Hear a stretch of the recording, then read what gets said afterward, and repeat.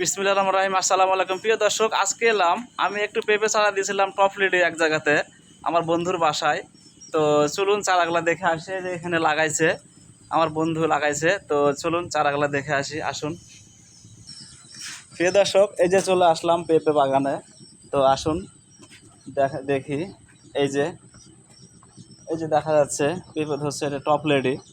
তো পেঁপে জমির নিচে কি করছে দেখুন।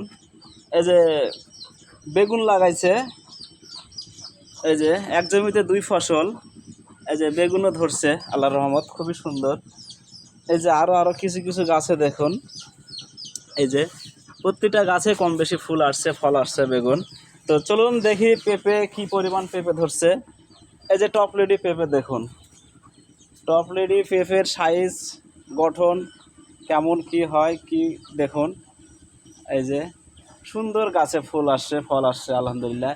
উপরে ধরতেছে, গাছ কি লম্বা হয়েছে, খাদ্য ভালো দিছে। তো তো আর একটা গাছে যাই দেখি। এই যে টপ লেডি পেঁপের সাইজ দেখুন। তো টপ লেডি আগে আমার নার্সারিতে ছিল, চারা দিছি, এখন নাই, এখন শাহি জাত আছে।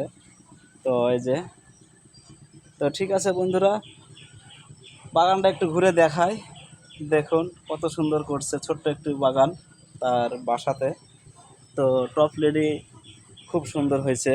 এই যে দেখাচ্ছি, এই যে দেখুন টপ লেডি পেঁপেটা খুবই ভালো, খাতে মিষ্টি সুস্বাদ।